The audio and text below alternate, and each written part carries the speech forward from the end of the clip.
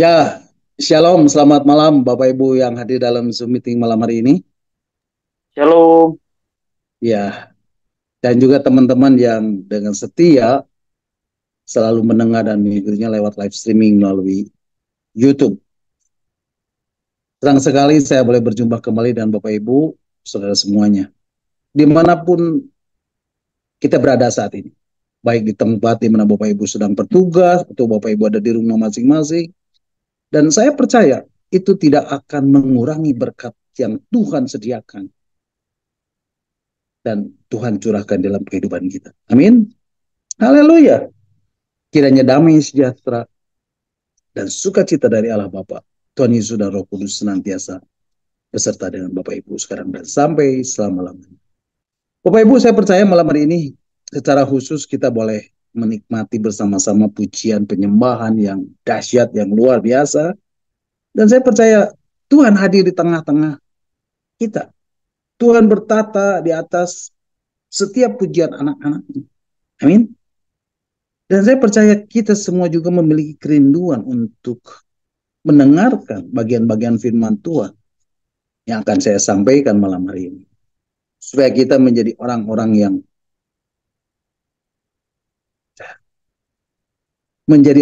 yang bertumbuh di dalam pengenalan kita akan Tuhan. Sehingga kita memiliki iman percaya kepada Tuhan yang tidak stagnan lagi. Yang tidak biasa-biasa, tetapi yang sungguh-sungguh kuat di dalam kebenaran firman Tuhan. Nah, Bapak Ibu, malam ini kita akan kembali merenungkan bagian-bagian firman Tuhan tentang arti kehadiran Tuhan, bagian yang ke-151. Dan Bapak Ibu bisa mendengarkan kembali bagian-bagian firman Tuhan yang sudah saya sampaikan melalui link YouTube yang sudah Pak Hen share lewat WhatsApp Discipleship Zoom DC Cell Group wilayah Barat dan Timur. Nah, Bapak Ibu, malam hari ini kita akan kembali merenungkan dan membahas bagian firman Tuhan, arti kehadiran Tuhan bagian yang ke-151. Dan malam hari ini saya masih beri tema hidupku adalah penyembahan bagian yang ke-17. Bapak Ibu siap terima firman Tuhan malam hari ini? Berapa banyak yang siap untuk diberkati lewat firman Tuhan? Damaikan Tuhan. Haleluya. Amin. Nah, Bapak Ibu, izinkan saya untuk mereview dengan singkat beberapa renungan yang sudah saya sampaikan. Karena ini sangat penting, Bapak Ibu. Beberapa renungan minggu lalu yang sudah saya sampaikan, supaya kita bisa mengingatnya kembali. Dan saya akan langsung masuk ke dalam pembahasan mengenai hidup dalam pimpinan Roh Kudus. Bapak Ibu ketahuilah bahwa hari-hari ini kita sedang berada di ujung dari segala sesuatu. Kita sedang berada di ujung dari akhir zaman ini. Amin Bapak Ibu. Dan ini harus menjadi satu peringatan yang serius buat kita. Buat Bapak Ibu saudara dan saya. Bapak Ibu, tentunya saya tidak sedang menakut-takuti Bapak Ibu dengan keadaan dunia saat ini. Tapi Bapak Ibu harus menyadari bahwa hari-hari ini kita sedang hidup seperti di zamanmu. Dan firman Tuhan berkata di dalam Injil Matius 24 ayat yang ke-37, ya mungkin bisa ditampilkan. Injil Matius 24 ayat 37, firman Tuhan mengatakan, sebab sebagaimana halnya pada zamanmu, demikian pula halnya kelak pada kedatangan anak manusia. Nah Bapak Ibu, beberapa minggu yang lalu saya sudah menyampaikan bahwa hari-hari ini kita sedang hidup seperti di zaman Nuh. Dan saya juga sudah menyampaikan informasi tentang keadaan dunia saat ini. Persis seperti di zaman Nuh. Karena kejahatan manusia yang semakin besar. Dan segala kecenderungan hatinya selalu membuahkan kejahatan semata-mata. Oleh sebab itu Bapak Ibu, saya mengajak Bapak Ibu sebagai umat pilihannya yang masih diberi kesempatan hidup oleh Tuhan selama masih ada di dunia ini. Untuk apa Bapak Ibu? Untuk mempergunakan waktu yang ada, untuk mempergunakan waktu yang masih Tuhan beri, untuk terus mengerjakan keselamatan yang sudah Tuhan beri dengan semangat dan bergairah untuk hidup kudus setiap hari. Hidup yang dipimpin oleh Roh Kudus setiap hari dan hidup dalam pertobatan setiap hari. Itulah cara kita dalam mempersiapkan hidup kita sebagai mempelai wanita. Dan saya akan terus berkata, berulang-ulang untuk kita terus mempersiapkan diri untuk menghadap Tuhan. Bapak Ibu, sebagai mempelai wanita Tuhan, Alkitab berkata, kita sudah dibayar lunas dengan darahnya yang mahal di atas kayu salib. Jadi Bapak Ibu, saudara saya sudah menjadi tunangan Kristus. Dan harganya adalah harga darah Yesus. Semahal itu, Pak. Ya, semahal itu. Nah, sebagai mempelai wanita yang sudah dibeli dan harganya telah lunas dibayar, mempelai wanita itu artinya sudah dikuduskan dan menjadi mempelai Tuhan. Artinya apa, Pak? Bapak Ibu, dikuduskan, di sini tulis memakai kata kados. Kados, kudus. Kata kudus artinya dipisahkan. Jadi mempelai wanita ini dipisahkan dulu. Berpisah dulu dan kembali ke rumahnya. Dan mempelai laki-laki pun pulang ke rumahnya. Dan mempelai laki-laki berkata, nanti aku akan datang suatu waktu. Bukankah ini seperti yang Yesus katakan di dalam Injil Yohanes pasal 14 ayat 2 dan 3? Mari Bapak Ibu kita akan baca. Injil Yohanes pasal 14 ayat 2 dan 3, firman Tuhan mengatakan, di rumah Bapakku banyak tempat tinggal. Jika tidak demikian, tentu aku mengatakannya kepadamu. Sebab aku pergi ke situ untuk menyediakan tempat bagimu. Dan apabila aku telah pergi ke situ dan telah menyediakan tempat bagimu, aku akan datang kembali dan membawa kamu ke tempatku. Supaya di tempat di mana aku berada, kamu pun berada. Bapak Ibu, bukankah hari-hari ini kita sedang menunggu mempelai laki-laki untuk menjemput kita? Amin. Menjemput Bapak Ibu, membawa Bapak Ibu, membawa mempelai wanitanya. Dan Tuhan Yesus akan menjemput Bapak Ibu di mana? Dia mengatakan, di awan-awan. Dan membawa Bapak Ibu kemana? Ke rumah Bapak. Bapak Ibu, setelah mempelai laki itu menyiapkan rumah, dia akan datang seperti pencuri.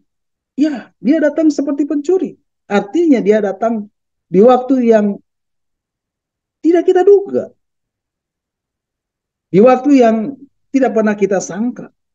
Karena pencuri tidak pernah berkata, kapan dia akan datang. Kemudian Bapak Ibu, pada saat mempelai laki-laki sedang mempersiapkan rumah, dia akan mengirim sahabat-sahabatnya kepada mempelai wanita. Itu. Untuk apa? Untuk memberitahu kepada mempelai wanita untuk mempersiapkan diri. Bapak Ibu, siapa sahabat-sahabatnya itu Bapak Ibu?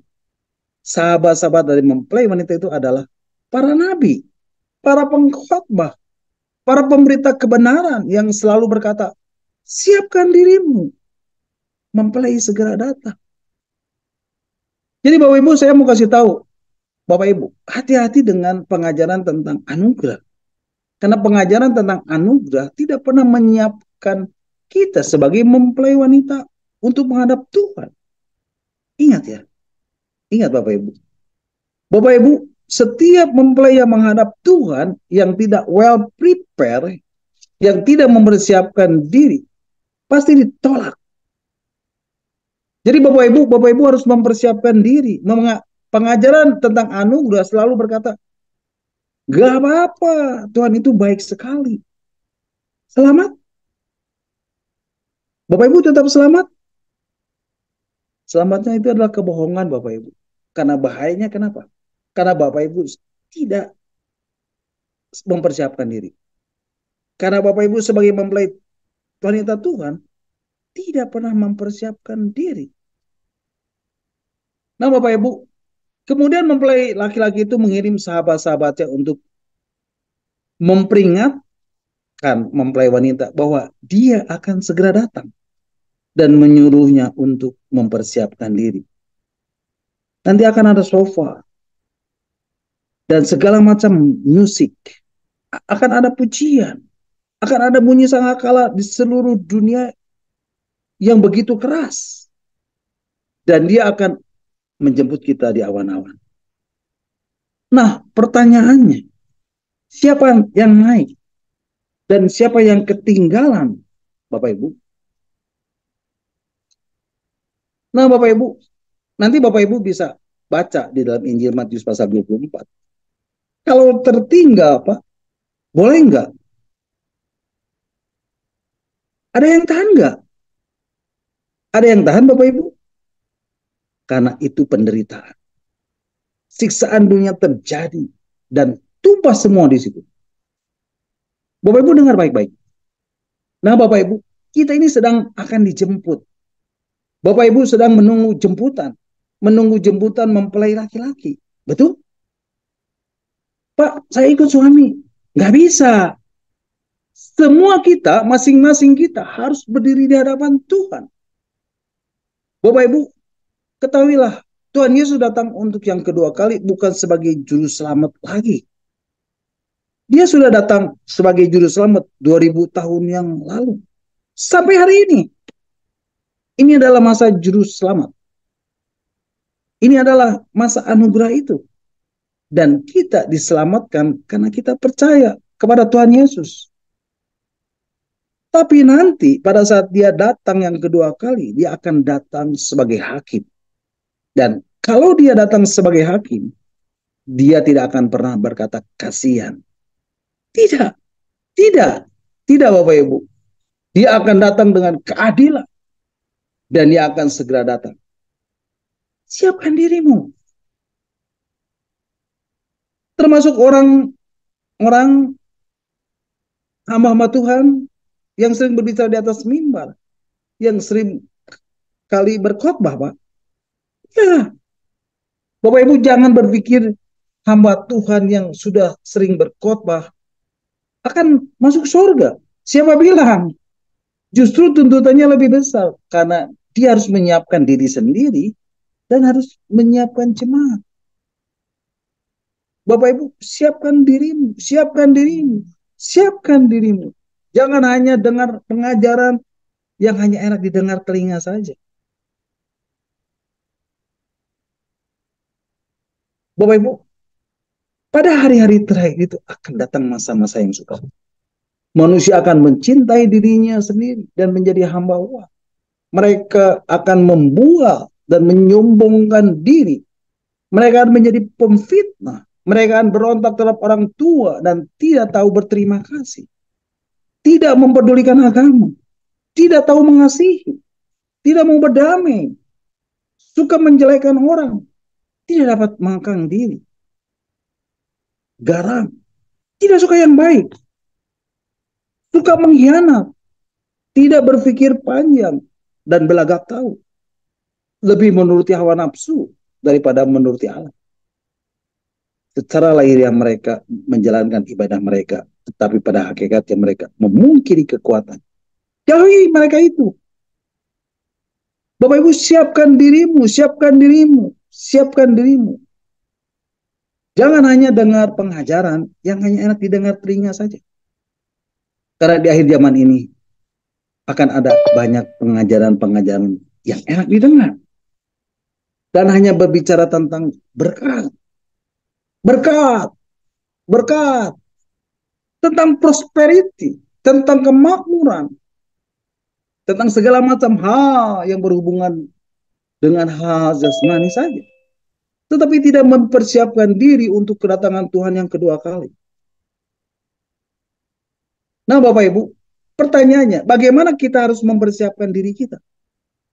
Bapak Ibu, ketika Tuhan Yesus hendak naik ke surga, dia berkata, aku akan minta kepada Bapa untuk mengirim seorang penolong bagimu, supaya ia menyertai kamu selama-lamanya. Mari Bapak Ibu kita akan membacanya. Di dalam Injil Yohanes pasal 14 ayat yang ke-16. Injil Yohanes pasal 14 ayat yang ke-16 mengatakan, Aku akan minta kepada Bapa dan ia akan memberikan kepadamu seorang penolong yang lain supaya ia menyertai kamu selama-lamanya. Nah, Bapak Ibu, siapa penolong itu Bapak Ibu? Dialah Roh Kudus, yaitu roh kebenaran yang akan menyertai kamu dan diam di dalam kamu. Mari Bapak Ibu, kita akan lanjutkan membacanya. Ayat selanjutnya ayat ke-17. Injil Yohanes pasal 14 ayat 17 mengatakan, yaitu roh kebenaran. Dunia tidak dapat menerima dia, sebab dunia tidak melihat dia dan tidak mengenal dia. Tetapi kamu mengenal dia, sebab ia menyertai kamu dan akan diam di dalam kamu. Nah Bapak Ibu, saya mau kasih tahu Bapak Ibu, Roh Kudus, roh kebenaran, itulah roh Allah. Di dalam perjanjian lama, roh Allah tidak diam selamanya di dalam diri manusia. Mari Bapak Ibu kita akan membacanya di dalam kitab Kejadian pasal yang ke-6 ayat yang ketiga. Kitab Kejadian pasal 6 ayat yang ketiga mengatakan, berfirmanlah Tuhan, rohku tidak akan selama-lamanya tinggal di dalam manusia. Karena manusia adalah daging, tetapi umurnya akan 120 tahun saja. Jadi Bapak Ibu, di zaman perjanjian lama, roh Allah tidak akan tinggal pada manusia. Roh Allah hanya tinggal pada orang-orang tertentu yang Tuhan akan pakai sebagai hambanya untuk merealisasikan rencana agungnya, untuk menyatakan kehendaknya, untuk menyatakan pesannya. Seperti kepada Abraham, kepada Ishak, Yakub, Yusuf, Musa, Yosua, Samuel, Gideon, Saul, Simpson, Daud, Daniel, Yesaya, dan seterusnya, dan seterusnya, dan seterusnya. Roh Allah hanya tinggal pada orang-orang tertentu yang Tuhan mau pakai. Kepada para nasir Allah untuk menyampaikan pesan dan kehendak kepada umat manusia. Amin. Tetapi di zaman anugerah, setiap orang yang percaya dan menerima Tuhan Yesus sebagai juru selamat dalam hidup, maka dia akan dimeteraikan oleh Roh Kudus. Dan Roh Kudus itu akan tinggal selama-lamanya di dalam diri orang itu. Amin Bapak Ibu. Mari Bapak Ibu kita akan membacanya. Di dalam surat Efesus pasal yang pertama ayat yang ke-13 dan 14. Efesus pasal yang pertama ayat 13 dan 14 mengatakan, di dalam dia kamu juga, karena kamu telah mendengar firman kebenaran, yaitu Injil keselamatanmu. Di dalam dia kamu juga, ketika kamu percaya, dimeteraikan dengan Roh Kudus yang dijanjikannya itu. Ayat 14. Dan Roh Kudus itu adalah jaminan bagian kita sampai kita memperoleh seluruhnya, yaitu penebusan yang menjadikan kita milik Allah untuk memuji kemuliaan. Jadi Bapak Ibu, bersyukurlah kita, Bapak Ibu, saudara dan saya yang hidup di zaman anugerah ini. Karena Roh Kudus telah dimeteraikan dan ada di dalam diri Bapak Ibu, saudara dan saya. Amin. Bapak Ibu, di dalam Injil Yohanes 14 ayat yang ke-16, ayat yang sudah kita baca tadi, Tuhan Yesus berkata, aku akan minta kepada Bapa dan ia akan memberikan kepadamu seorang penolong yang lain, supaya ia menyertai kamu selama-lamanya. Nah Bapak Ibu, Roh Kudus diberikan kepada kita, kepada Bapak Ibu saudara dan saya, untuk menyertai Bapak Ibu saudara dan saya selama-lamanya. Betul? Tetapi banyak orang Kristen, orang-orang percaya, anak-anak Tuhan, murid-murid Yesus tidak memperlakukan dan tidak menyertakan Roh Kudus di dalam kehidupannya. Sehingga apa Bapak Ibu? Sehingga kehidupannya tidak berbeda dengan kehidupan orang-orang dunia. Roh Kudus dikesampingkan dan Roh Kudus itu seolah-olah tidak ada di dalam kehidupan. Nah Bapak Ibu, sekarang mari kita akan lihat dalam surat Efesus pasal yang keempat ayat yang ke-30. Supaya kita tahu, supaya Bapak Ibu saudara saya tahu dan mengerti bagaimana kita bisa menyiapkan diri untuk menghadap Tuhan. Mari Bapak Ibu kita akan membacanya. Surat Efesus pasal 4 ayat 30 mengatakan, dan janganlah kamu mendukakan Roh Kudus Allah yang telah memeteraikan kamu menjelang hari penyelamatan. Bapak Ibu, saya mau bertanya kepada Bapak Ibu. Bapak Ibu pernah mendukakan Roh Kudus? Pak, saya nggak pernah mendukakan Roh Kudus. Apa iya? Bapak Ibu, nanti saya mau menyampaikan sesuatu dan nanti Bapak Ibu sendiri yang menilainya. Oke? Nilai dirimu sendiri. Bapak Ibu nggak usah angkat tangan. Bapak Ibu nilai dirimu sendiri. Bapak Ibu pernah mendukakan Roh Kudus? Tidak. Nah Bapak Ibu, firman Tuhan tadi mengatakan, dan janganlah kamu mendukakan Roh Kudus Allah yang telah memeteraikan kamu menjelang hari apa Bapak Ibu? Menjelang hari penyelamatan. Jadi Bapak Ibu, nanti itu kita ini akan evakuasi ke surga.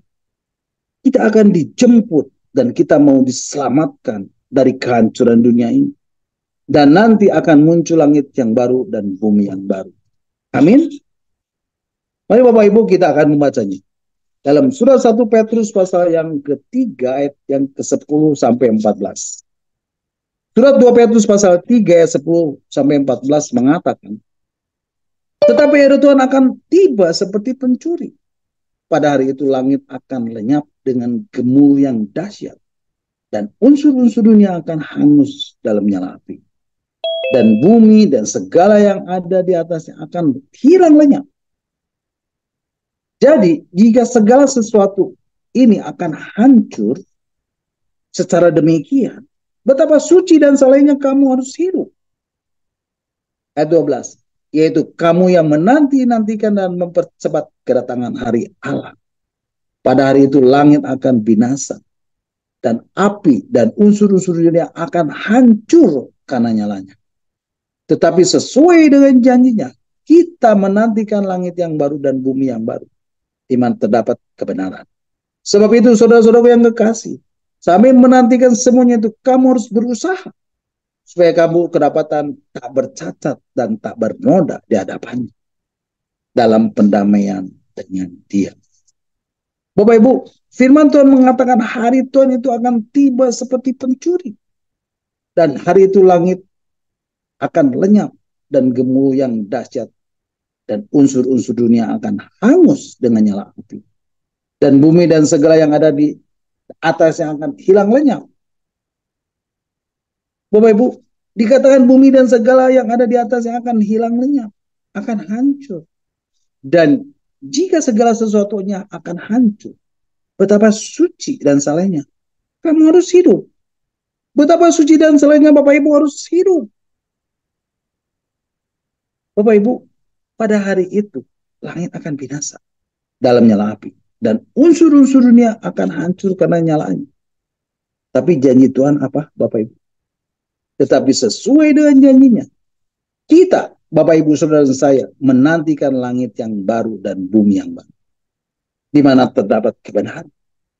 Oleh sebab itu Bapak Ibu sambil menantikan semuanya ini, Bapak Ibu harus berusaha supaya Bapak Ibu kedapatan tak bercacat dan tak bernoda di hadapan dalam pendamaian dengan amin.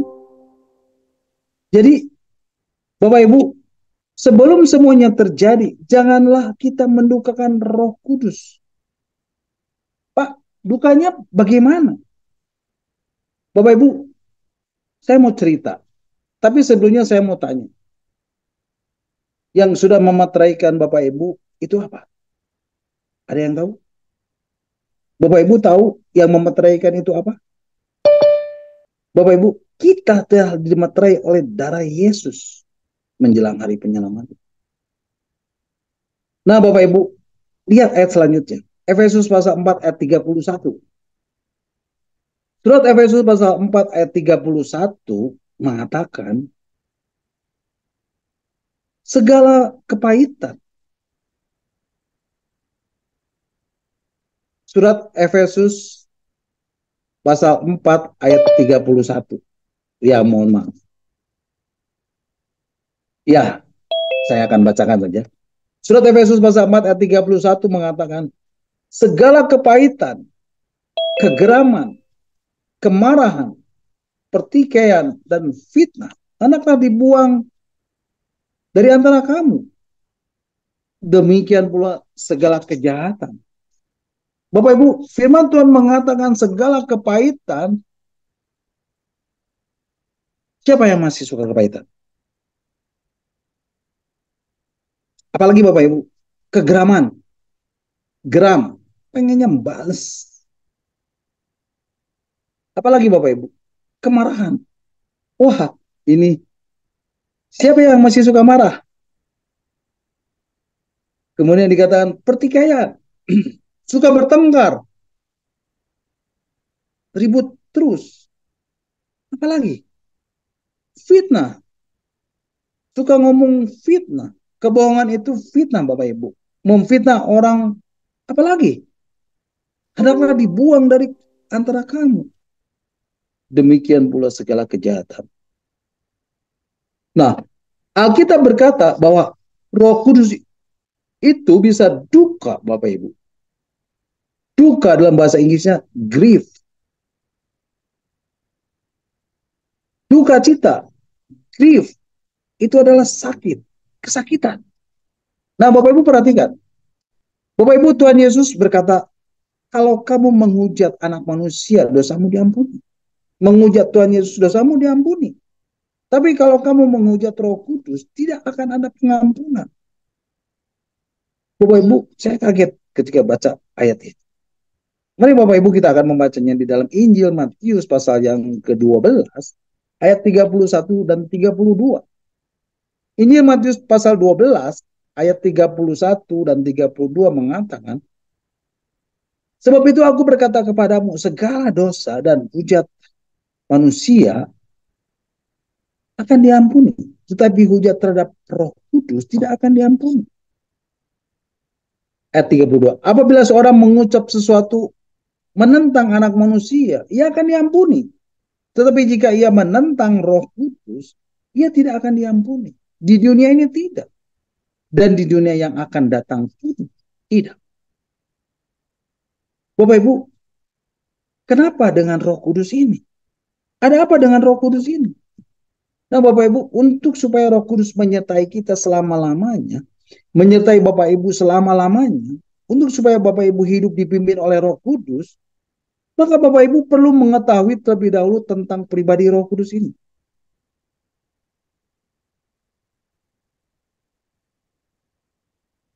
Bapak Ibu, dengar baik-baik. Dan ini sangat penting buat kita, buat Bapak Ibu saudara saya. Bapak Ibu, ternyata pribadi Roh Kudus ini disimbolkan dengan burung merpati.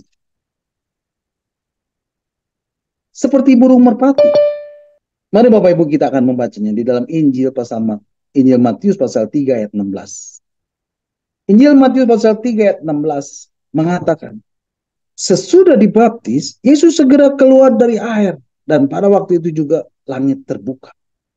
Dan ia melihat Roh Allah seperti burung merpati turun ke atasnya. Bapak Ibu, firman Tuhan mengatakan ia melihat Roh Allah atau Roh Kudus seperti burung merpati turun ke atasnya. Jadi Bapak Ibu, Roh Kudus itu dilambangkan seperti burung merpati.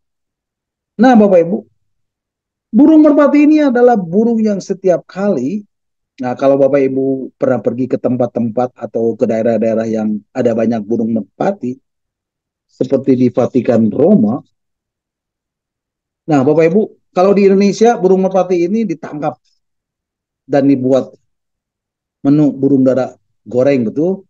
Tapi kalau Bapak Ibu ke luar negeri, burung merpati ini dilindungi. Dan tidak boleh ada orang yang potong burung merpati. Nggak boleh Bapak Ibu. Kalau Bapak Ibu pergi ke luar negeri, banyak sekali burung-burung merpati berkeliaran di jalan-jalan. Bahkan ada banyak turis-turis yang duduk dan kemudian burung merpatinya ngedeketin hanya untuk makan di bawah kaki turis yang memberi makanan itu. Dan burung merpati itu nggak diapa-apakan. Sehingga mereka tidak merasa terancam. Bapak Ibu, Pada saat burung merpati sedang berada di sekitar makanannya, di situ akan ada begitu banyak burung-burung merpati lain dan berkumpul. Dan orang-orang memberinya jagung sebagai makanannya. Dan di situ burung-burung itu akan makan dengan nyaman, dengan aman dan tenang. Tapi begitu Bapak Ibu membuat gerakan badan yang kasar, saudara bergerak dengan rada kasar sedikit, bergerak kasar sedikit, burung itu langsung terbang. Bapak Ibu, apa yang dapat kita pelajari dari sifat burung merpati ini? Ternyata burung ini gampang sekali terusik. Begitu kita membuat sesuatu yang tidak pas, dia duka dan dia akan menarik diri dan pergi. Bapak Ibu, Roh Kudus ada pribadi yang sama. Begitu kita berbuat sesuatu yang nggak pas, sedikit saja, dan Roh Kudus peringatkan kita, Roh Kudus tegur kita, dan kita tidak mau dengar suara Roh Kudus, kita abaikan suara Roh Kudus yang ada di dalam diri kita. Roh Kudus tidak akan paksa kita untuk menurutinya, tapi dia akan menarik diri dan pergi. Karena pribadi ini sangat lembut, pribadi ini sangat gentle, pribadi ini sangat sensitif, sehingga kalau kita berbuat sesuatu dan kita sudah dikasih tahu, kita sudah diperingatkan, dan kita tidak bertobat, dan kita melawan, dia memilih pergi dari hidup kita. Bukan dia yang suruh saudara pergi, tapi dia memilih untuk pergi. Nah, Bapak Ibu, di zaman perjanjian lama, Tuhan memakai Simson untuk membebaskan orang Israel dari tangan orang Filistin. Bapak Ibu, Simson ini adalah seorang nasir Allah. Bapak Ibu tahu ceritanya. Simson dipakai Tuhan dengan luar biasa dan Roh Allah ada padanya. Nah, satu saat Simson sampai ke kebun anggur di Timna. Maka seekor singa muda mendatangi Simson dengan mengaum. Lalu pada waktu itu berkuasalah Roh Tuhan atas dia. Sehingga singa itu dicabiknya seperti orang mencabik anak kambing tanpa apa-apa di tangannya. Wow, luar biasa Bapak Ibu. Kemudian ketika Simpson harus menyediakan 30 pakaian kebesaran karena teka-teki yang dapat mereka jawab melalui rengekan calon istrinya, maka dikatakan berkuasa roh Tuhan atas dia. Lalu pergi ke Askelon dan dibunuhnya 30 orang di sana. Diambilnya pakaian mereka dan diberikannya pakaian-pakaian kebesaran itu kepada orang-orang yang dapat memberi jawab teka-teki itu. Bapak Ibu, akhirnya Simpson jatuh cinta kepada Delila. Bapak Ibu, Simpson mulai hidup di dalam perzinahan dengan Delila. Dia terus berzina, berzina, dan berzina. Tapi Bapak Ibu, urapan itu tetap jalan. Dia tetap berbuat zina dengan Delila. Urapan tetap jalan. Begitu berbuat zina, pintu gerbang kota segede itu dicebol. Urapan tetap jalan, tetap jalan. Pengurapan tetap jalan. Begitu dia terus di dalam dosa, tiba-tiba kita berkata, dan Roh Allah meninggalkan Simpson. Dan Simpson akhirnya harus menerima kenyataan pahit di dalam hidup.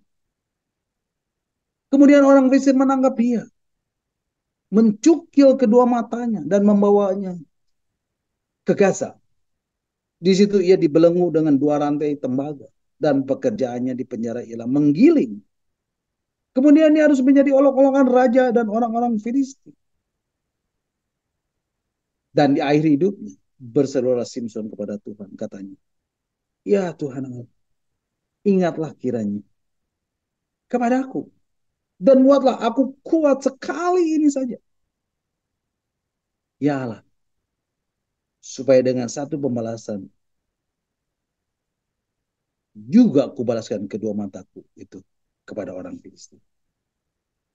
Kemudian Simpson merangkul kedua tiang yang paling tengah, penyangga rumah itu, lalu bertopang pada tiang itu, yang satu di tangan kiri dan yang satu di tangan kanannya.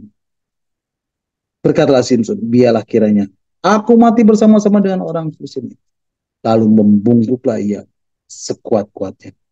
Maka rubuhlah rumah itu, menimpa raja-raja kota itu, dan seluruh orang banyak yang ada di dalam. Yang mati dibunuhnya pada waktu matinya itu lebih banyak daripada yang dibunuh pada waktu hidup. Bapak Ibu, itulah riwayat hidup Simpson yang disertai roh Allah sejak dalam kandungan ibunya. Dan akhirnya roh Allah dan roh kudus itu meninggalkan dia. Karena dia selalu mendukakan roh Allah atau roh kudus di dalam hidup. Saul, siapa tidak tahu Saul? Semua orang tahu Saul, bukan? Dia adalah raja Israel pertama.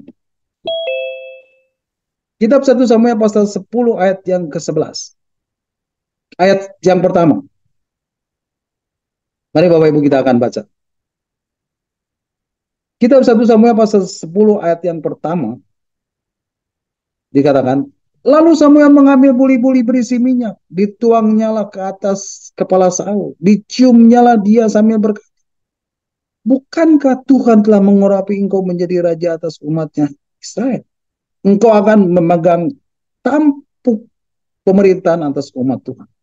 Dan engkau akan menyelamatkannya dari tangan musuh-musuh di sekitarnya. Inilah tanda bagimu bahwa Tuhan telah mengurapi engkau menjadi raja atas miliknya sendiri. Kemudian di ayat yang ke-6, 1 Samuel pasal 10 ayat yang ke-6. Firman Tuhan mengatakan, maka roh Tuhan akan berkuasa atasmu. Engkau akan kepenuhan bersama-sama dengan mereka dan berubah menjadi manusia lain. Bapak Ibu, setelah Saul menjadi raja, maka roh Tuhan berkuasa atas Saul. Di dalam kitab 1 Samuel pasal 11 ayat yang ke-6, firman Tuhan mengatakan, ketika Saul mendengar kabar itu, maka berkuasalah roh Allah atas dia. Dan menyala-nyalalah amarahnya dengan sama. Jadi di dalam kehidupan Saul ini, roh Allah ada atas dia. Tapi Bapak Ibu, di tengah perjalanan hidupnya sebagai raja, Saul kehilangan roh Tuhan. Saul kehilangan roh Allah. 1 Samuel pasal 13 mengungkapkan ketidaksetiaan Saul waktu orang Filistin datang menyerang. Dikatakan ia menunggu 7 hari lamanya sampai waktu yang ditentukan Samuel. Tetapi ketika Samuel tidak datang ke Gilgal, mulailah rakyat terserak-serak meninggalkan dia. Sebab itu Saul berkata, bawalah kepadaku korban bakaran dan korban keselamatan itu.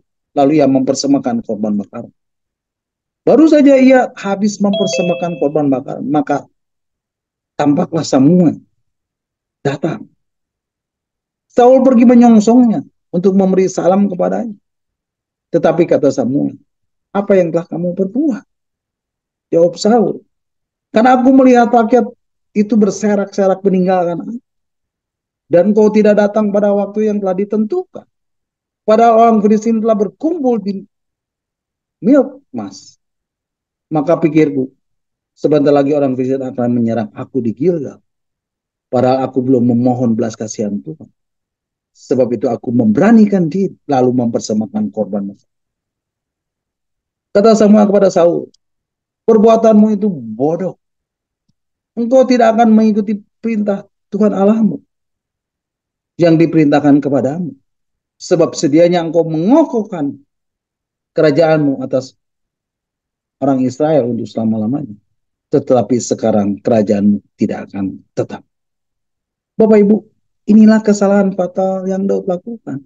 Dan sejak itu roh Tuhan, roh Allah tidak ada lagi pada Saul. Dan Saul dikuasai oleh roh jahat. Kitab 1 Samuel pasal 16 ayat 14 mengatakan, mari Bapak Ibu kita akan membacanya.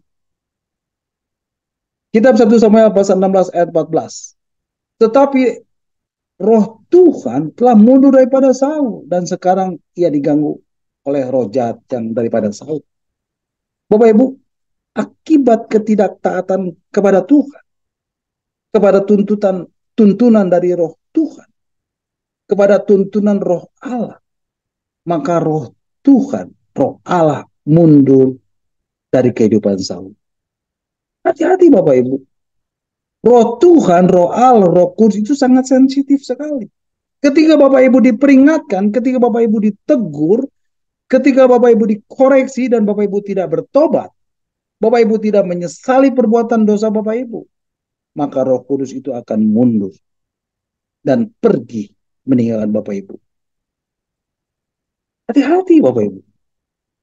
Bapak Ibu, seringkali roh kudus pada saat meninggalkan umatnya atau meninggalkan gerejanya, mereka tidak menyadarinya.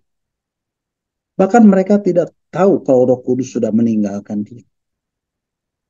Nah Bapak Ibu, seorang hamba Tuhan besar, Billy Graham, berkata begini, dan saya akan terus ingat perkataan ini.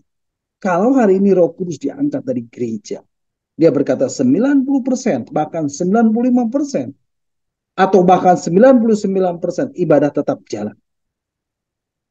Tanpa roh kudus. Artinya hamba Tuhan ini berkata apa?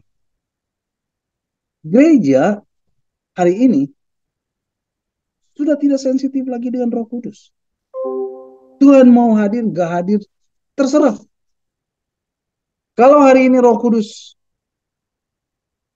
diangkat dari gereja, hari ini 99% gereja tetap beribadah tanpa roh kudus. Artinya apa? Tuhan mau ada atau nggak ada, terserah. Yang penting persembahannya banyak. Jemaatnya banyak. Bapak Ibu, pribadi ini sangat terusik. Begitu kita tamak. Dia tegur saudara. Saudara tidak mau mendengar dia. Dia mundur. Begitu Bapak Ibu kepahitan. Alkitab berkata apa? Pahit, bertengkar. Bapak Ibu ditegur. Dan Bapak Ibu tidak mau mendengar. Dia mundur. Dan salah satu raja yang kehilangan roh kudus dan tetap diurapi menjadi nabi. Bernama siapa? Saul. Dia tetap diurapi dalam kenabiannya. Tetapi dia kehilangan Tuhan. Dan akhirnya mati bunuh diri. Bapak Ibu. Bapak Ibu nanti kita baca di dalam 1 Samuel. Dan seterusnya. Tuhan tidak lagi menyebut nama Saul di mulutnya. Tidak pernah. Tidak pernah. Tidak pernah. Bapak Ibu, saya cari di Alkitab nama Saul muncul lagi setelah kitab 1 Samuel. Setelah Saul mati. Tidak. Tidak. Tidak disebut lagi. Bahkan Tuhan tidak mau menyebut nama Saul lagi di mulutnya. Tetapi nama Daud, walaupun sudah 400 tahun, Daud mati. Dan berkata, aku kangen sama hambaku Daud. Orang yang sangat kucintai. Kenapa? Karena ketika Daud bertobat, ketika Daud berzina dengan Betsheba, yang dia ucapkan di mulutnya, dia berkata apa Bapak Ibu? Jangan ambil rohmu yang kudus daripada dari hidupku, kata Daud. Bapak Ibu, pribadi ini, roh kudus ini adalah pribadi yang sangat sensitif. Pribadi ini adalah pribadi yang sangat gentle. Dan Alkitab berkata, dan bisa juga engkau sakiti. Bapak Ibu, satu hari, Benin pergi ke satu KKR Captain Goldman di Kanada. Dan pada saat itu Benin cerita begini. Dan berkata begini, hari itu luar biasa sekali. Ibadah mulai pukul 9 pagi, kami ngantri dari jam 1 pagi. Wah, kurang kerjaan Pak. Bapak Ibu hati-hati. Kata-kata gitu bisa mendukakan Roh Kudus, Bapak Ibu. Hati-hati Bapak Ibu. Begitu jam 6 dibuka, semua orang berlari-lari. Berlari-lari dan mencari tempat duduk yang paling depan. Bapak Ibu, hari-hari ini orang Kristen datang beribadah, carinya tempat yang paling belakang. Betul? Hari ini orang-orang Kristen, kalau datang beribadah, tempat duduknya yang dicari yang mana? Yang paling belakang. Supaya apa Bapak Ibu? Supaya kalau kita chatting nggak kelihatan. Supaya kalau kita WA-an nggak kelihatan. Supaya kalau kita lihat Instagram nggak kelihatan. Beda, beda. Beda, kemuliaannya beda. Beda, beda. Tapi hari ini, tapi hari itu, mereka berlari-lari dan berebut tempat paling depan. Mereka rindu untuk akan hadirat Tuhan. Mereka rindu untuk dekat dengan hadirat Tuhan. Dan begitu jam 6 pagi gerbang dibuka, mereka masih menunggu jam 7, jam 8, jam 9. Karena ibadah dimulai. Dan hadirat Tuhan, dia cerita, wow, 4 jam mereka dilawat Tuhan. Mereka dipenuhi dengan hadirat Tuhan. Sepertinya waktunya hanya 5 menit. 4 jam seperti 5 menit. Bapak Ibu bayangkan. Hari itu orang Kristen, hari ini orang Kristen, kalau ibadah dibatasi 1 jam ya Pak, nggak usah lama-lama. Firman Tuhan itu 15 menit. Pujian penyembahan 15 menit, pengumuman 15 menit. Drive through church. Makanya tidak ada kemuliaan Tuhan turun di dalam ibadah. Bapak Ibu, semakin Bapak Ibu haus, semakin Bapak Ibu lapar, semakin Bapak mengingini pribadinya, semakin nyata kemuliaannya. Amin. Makanya nggak heran kalau ibadahnya Kathleen Kuhlman itu, orang baru datang ibadah, itu kankernya sudah rontok. Semua kanker pada hilang. Tanpa didoakan. Ada rontok semua. Kemuliaannya sudah turun sebelum ibadah. Karena Tuhan sangat dimuliakan. Bapak Ibu, ketika ibadah dimulai, Bapak Ibu tahu berapa lama ibadahnya? 4 jam. Mereka dihajar dengan Roh Kudus. Dan mereka semua berkata seperti 5 menit. Hari ini orang ngomel kalau kebaktian lebih dari 1 jam. Makanya beda. Beda ya. Bobotnya beda Bapak Ibu. Dan tiba-tiba, ini yang saya dengar. Ini yang saya mau belajar. Beliau cerita bagus sekali. Saat saya duduk, saya dengar orang pada nyembah. Tiba-tiba ada seorang wanita dari Melbourne, dari Australia, yang maju ke depan. Nah, sebelum wanita itu maju ke depan dan bersaksi, Berin badannya sedang bergoyang dan dijamah Roh Kudus sambil bercucuran air mata. Dia dilawat Tuhan dengan luar biasa. Dia sedang dijamah Tuhan, badannya gemetar. Dan tiba-tiba di tengah badannya yang sedang gemetar, seorang wanita naik ke mimbar dan bersaksi, kalau Tuhan sembuhkan aku dari penyakit kanker stadium 4. Kemudian dalam hati Benin berkata, ah, bohong. Bapak Ibu, Benin ngomong di hati. Bapak Ibu tahu apa yang terjadi? Langsung hadirat Tuhan itu hilang dan pergi dari dia. Bayangkan betapa sensitifnya dia. Betapa sensitifnya Roh Kudus. Cuman bergumam di dalam hati. Bapak Ibu, bohong. Dibuat-buat. Kesaksiannya bohong. Ia langsung pergi. Roh Kudus langsung mundur. Dan begitu dia kehilangan roh hadirat Tuhan. Langsung dia berlutut dan berkata, Tuhan, ampun Tuhan. Tuhan ampuni aku Tuhan. Ampuni aku Tuhan kalau aku tidak menghormatimu. Kalau aku tidak menghormati Engkau, aku attends you. Kalau aku tidak menghormati kehadiranmu, kalau aku menyakiti Engkau, kalau aku mendukakan hatimu, ampuni Tuhan. Ampuni Tuhan. Diampuni? Diampuni. Tuhan mengampuni dan dia berkata, Tuhan kembalikan hadiratnya dalam hidup. Ketika selagi dia bertobat dan Tuhan kembali. Hadirat Tuhan kembali. Bapak Ibu, ini satu pelajaran yang sangat berharga buat saya. Dan ini juga yang saya mau bagikan buat Bapak Ibu. Bapak Ibu, betapa kita sangat mudah mendukakan Roh Kudus. Bapak Ibu pernah tahu kalau ucapan Bapak Ibu atau sikap Bapak Ibu itu mendukakan Roh Kudus? Dia sangat sensitif. Dia tidak akan frontal. Dia tidak akan melawan. Dia nggak akan ngomong sama Bapak Ibu, jangan begini, jangan begitu. Ini pekerjaan Tuhan. Ini pekerjaan Roh. Nggak akan Bapak Ibu. Dia tuh sangat sensitif. Dia tidak pernah membela diri. Begitu dia offense, begitu dia tersinggung, begitu dia tersakiti, begitu Bapak Ibu melawan, dia akan mundur. Bapak Ibu, jangan membuat offense Holy Spirit. Jangan membuat dia tersinggung. Jangan membuat dia tersakiti. Alkitab berkata, dan janganlah kamu mendukakan Roh Kudus yang telah memataikan kamu menjelang hari penyelamat. Bapak Ibu, di dalam kitab 2 Raja-Raja pasal 7 ayat yang kedua, ini pelajaran buat kita. Hati-hati dengan ucapanmu. Mari Bapak Ibu kita akan membacanya. 2 Raja-Raja pasal 7 ayat yang kedua, firman Tuhan mengatakan,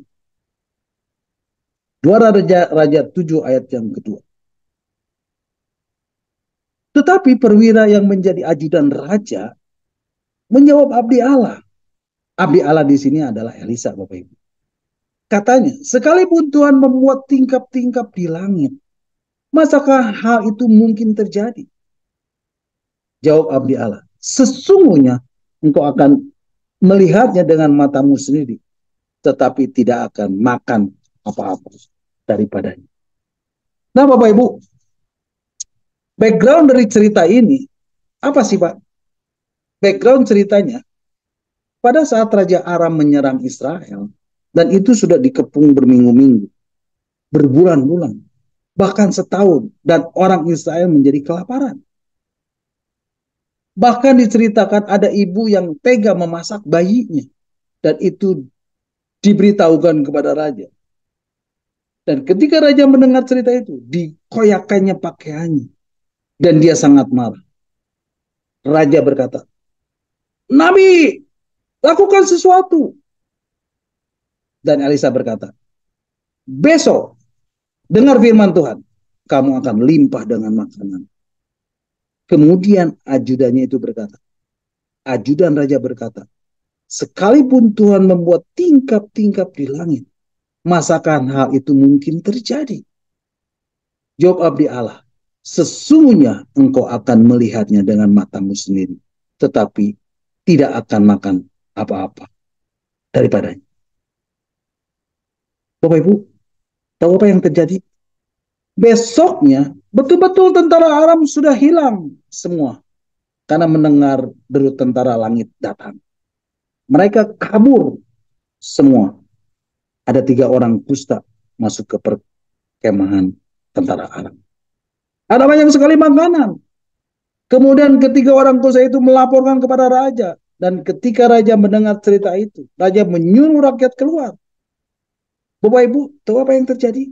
Seluruh rakyat itu berbondong-bondong. Dan perwira itu mati. Terinjak. Terinjak-injak. Dengan matanya melotot. Melihat dan tidak makan sesuatu daripadanya. Kenapa? Karena dia offense Holy Spirit. Karena dia menyinggung Roh Kudus. Bapak Ibu, kadang-kadang perkataan kita bisa melawan Tuhan. Bisa melawan Roh Kudus. Ketidakpercayaan kita bisa melawan Tuhan. Bisa melawan Roh Kudus. Bapak Ibu tahu John Lennon? John Lennon pernah berkata, gereja akan punah. John Lennon akan abadi. Lihat, gereja sepi. Tapi konserku ramai. Bapak Ibu, tahu apa yang terjadi? Sehabis berkata begitu, dor, ditembak dan mati. Yang nembak siapa Bapak Ibu? Penggemarnya. Offense Roh Kudus. Menyinggung Roh Kudus.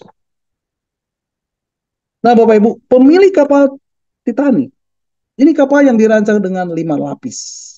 Bocor satu masih ada yang kedua. Bocor yang kedua masih ada yang ketiga. Bocor yang ketiga masih ada yang keempat. Bocor yang keempat masih ada yang kelima. Dan di dalam sejarah tidak pernah terjadi kapal bocor sampai kelima. Nggak mungkin.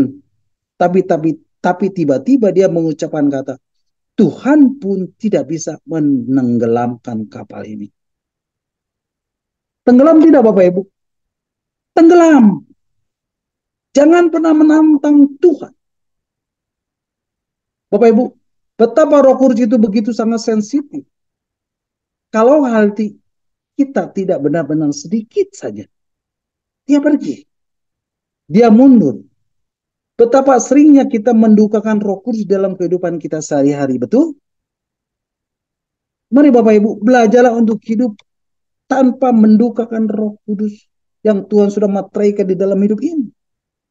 Hiduplah selalu untuk peka terhadap suara Roh Kudus. Jangan pernah mencoba untuk berpura-pura tidak mendengarnya. Jangan. Tapi marilah kita untuk selalu mentaati apa yang dia mau sampaikan di dalam hidup kita.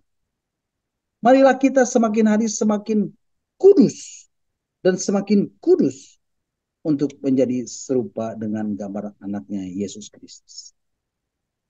Nah, pertanyaannya, bagaimana caranya supaya kita selalu mentaati apa yang Roh Kudus mau sampaikan di dalam hidup kita? Supaya hidup kita semakin hari semakin kudus dan semakin kudus. Hiduplah selalu dalam pimpinan Roh Kudus. Hiduplah intim dengan Roh Kudus. Dan mengenal dia lebih dan lebih dan lebih lagi. Kan pribadi Allah, yaitu Roh Kudus di dalam kehidupan ini.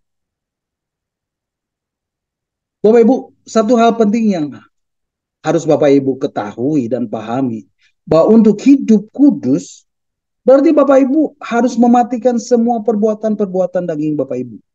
Amin. Dan Roh Kuduslah yang akan memimpin dan menuntun dan memampukan Bapak Ibu untuk mematikan perbuatan daging Bapak Ibu.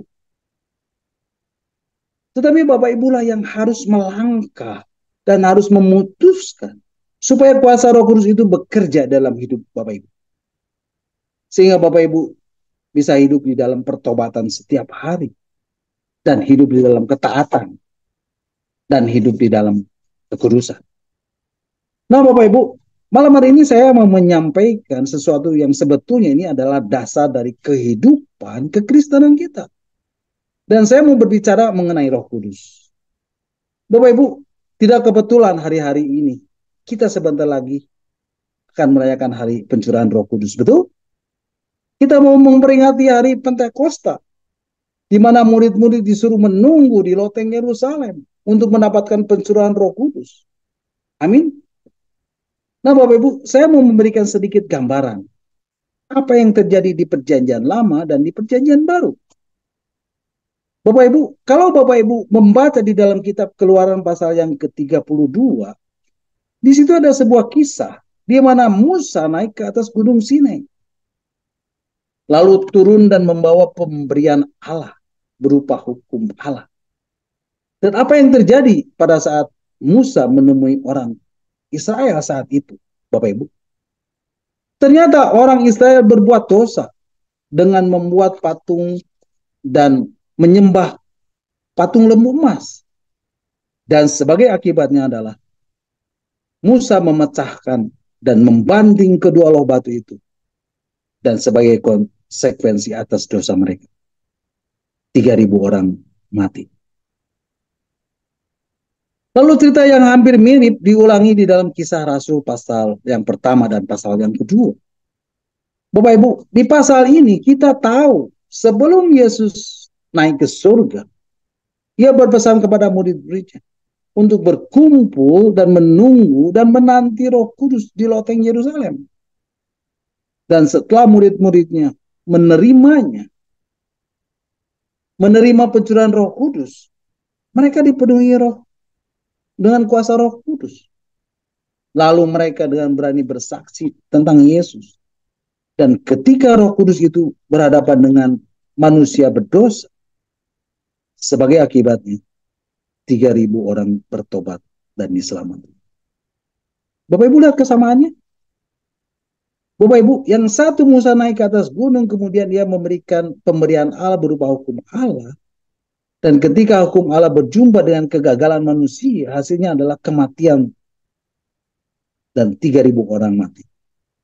Nah, di dalam Kisah Rasul, Yesus naik ke surga dan memberikan pemberian berupa Roh Kudus yang dicurahkan. Dan ketika Roh Kudus itu berjumpa dengan manusia berdosa, hasilnya 3.000 orang bertobat dan diselamatkan. Bapak Ibu, apa maksudnya Bapak Ibu? Bapak Ibu, saya percaya ini bukan kebetulan. Tapi ini adalah sebuah deklarasi bahwa manusia ketika berjumpa Allah, manusia itu gagal untuk melakukan hukum Allah. Manusia itu tidak bisa, manusia itu tidak mampu untuk menggenapi hukum Allah atau melakukan yang namanya hukum Allah. Tetapi ketika Roh Kudus dicurahkan, ketika Roh Kudus itu diutus dan datang ke dunia ini, Roh Kudus diutus kepada kita, kepada Bapak Ibu Saudara dan saya. Ini adalah satu anugerah yang Bapak Ibu Saudara saya dapat terima. Amin. Sehingga apa Bapak Ibu? Sehingga hari ini kita bisa menerima kehidupan Allah dalam kehidupan ini. Amin. Bapak Ibu, ini adalah satu anugerah. Tuhan tahu bahwa pada saat manusia menerima hukum Allah, ternyata manusia itu gagal. Itu sebabnya dia mengutus rohnya kepada kita dan memberikan kehidupannya. Supaya kita ini bisa hidup sesuai dengan kehendak Tuhan. Ada anugerah yang Tuhan berikan kepada kita. Kepada Bapak Ibu Saudara saya. Tapi Bapak Ibu, kalau kita perhatikan hari-hari ini di dalam kehidupan orang Kristen, muncul sebuah pertanyaan yang besar. Kenapa Tuhan itu berkuasa? Kenapa orang Kristen itu memiliki Tuhan yang penuh dengan kuasa? Tapi kalau kita lihat di dalam kehidupannya, kenapa banyak hidup orang Kristen ini tidak penuh dengan kuasa? Kalau memang Tuhan itu berkuasa, kenapa orang Kristen hidup tanpa kuasa? Bapak Ibu, kita melihat ada banyak orang Kristen tidak berkemenangan di dalam kehidupannya. Mereka berada di bawah bayang-bayang kegagalan, di bawah bayang-bayang dosa, dan mereka kalah di dalam kehidupan ini. Dan mereka berada di bawah bayang-bayang kekalahan. Mereka tidak bisa mengalami yang namanya kehidupan berkemenangan. Mereka gagal di dalam dosa. Mereka gagal di dalam mengatasi daging. Mereka kalah dalam mengatasi dosa dalam hidupnya. Apa penyebabnya Bapak Ibu? Ternyata penyebabnya adalah kalau Bapak Ibu mau hidup berkemenangan, Bapak Ibu harus memiliki hubungan yang benar dengan Roh Kudus. Bapak Ibu, untuk Bapak Ibu diselamatkan, untuk Bapak Ibu bisa lahir baru, Bapak Ibu perlu memiliki hubungan yang benar dengan Kristus. Melalui apa Bapak Ibu? Melalui pertobatan Bapak Ibu. Mengakui dia sebagai Tuhan dan Juru Selamat Bapak Ibu. Tapi kalau Bapak Ibu mau memiliki hidup yang berkemenangan, Bapak Ibu mau menang terhadap dosa, mau menang terhadap pencobaan, mau menang terhadap situasi, Bapak Ibu harus memiliki hubungan yang benar dengan Roh Kudus. Bapak Ibu perlu punya hubungan yang benar dengan Allah Roh Kudus. Kenapa Bapak Ibu? Karena Bapak Ibu diciptakan, karena Bapak Ibu didesain oleh Tuhan. Bapak Ibu tidak bisa berjalan sendiri. Bapak Ibu didesain, Bapak Ibu diciptakan oleh Tuhan tidak untuk berfungsi dan berjalan sendiri. Bapak Ibu didesain untuk bergantung kepada Roh Kudus. Bapak Ibu, satu kali Paulus berkata di dalam surat 2 surat 1 Korintus pasal yang kedua, ayat yang keempat dan kelima. Dan Paulus berkata begini, mari Bapak Ibu kita akan membacanya di dalam surat 1 Korintus pasal 2 ayat 4 dan 5. Surat 1 Korintus pasal 2, 4 dan 5 mengatakan, baik perkataanku maupun pemberitaanku tidak kusampaikan dengan kata-kata hikmat yang meyakinkan, tetapi dengan keyakinan akan kekuatan roh. Tapi dengan apa Bapak Ibu? Dengan keyakinan akan kekuatan roh atau dengan kuasa Roh Kudus. Ayat 5. Supaya iman kamu jangan bergantung pada hikmat manusia, tetapi pada kekuatan Allah. Jadi Bapak Ibu, ternyata kita ini didesain untuk bergantung kepada Roh Kudus. Kita ini harus punya keyakinan akan Roh Kudus, akan kuasa Roh Kudus, supaya iman kita tidak bergantung kepada hikmat manusia, tetapi iman kita didesain supaya bergantung kepada kuasa Allah. Jadi kita ini didesain untuk bergantung kepada sumber kuasa itu. Itulah sebabnya Bapak Ibu. Kalau Bapak Ibu tidak mengerti kebenaran ini, Bapak Ibu tidak akan pernah menang terhadap dosa. Bapak Ibu, inilah yang menjadi penyebabnya. Karena banyak orang Kristen sekalipun sudah lahir baru, tapi mereka nggak bisa menang terhadap dosa. Mereka nggak bisa menang terhadap pencobaan. Dan mereka hidup di bawah bayang-bayang kekalahan. Karena itu kita perlu memiliki hubungan yang benar dengan Allah Roh Kudus. Kalau kita mau punya hidup yang berkemenangan. Amin Bapak Ibu. Nah Bapak Ibu, malam hari ini saya mau bagikan ada 4 hal dimensi di dalam hidup, di dalam Roh Kudus. Ada 4 hal dimensi hidup dengan Roh Kudus yang perlu Bapak Ibu alami di dalam hidup ini. Bapak Ibu, yang pertama, Bapak Ibu perhatikan. Yang pertama, dimensi yang pertama adalah Bapak Ibu harus mengenal dan mengalami Roh Kudus.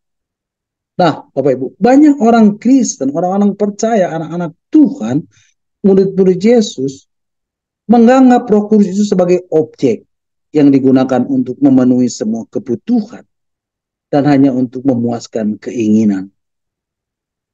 Tapi Bapak Ibu, kalau kita mau punya hubungan, kalau kita mau mengalami Roh Kudus atau mengenal Roh Kudus, kita harus sampai di sebuah titik di mana kita harus menerima pewahyuan daripada Roh Kudus. Dan itu bukan hanya sekedar objek untuk digunakan, tetapi Roh Kudus itu adalah sebagai pribadi untuk dicintai. Kita harus melihat Roh Kudus itu bukan cuma sekedar kuasa untuk dipergunakan. Roh Kudus itu bukan cuma sekedar pengaruh untuk dipergunakan, tetapi Roh Kudus adalah seorang pribadi untuk kita cintai. Bapak Ibu, banyak orang Kristen, orang-orang percaya, anak-anak Tuhan, murid Yesus. Ketika saya tanya kepada mereka, mereka pasti setuju dan mereka pasti tahu bahwa Roh Kudus itu adalah seorang pribadi. Dan saya tahu banyak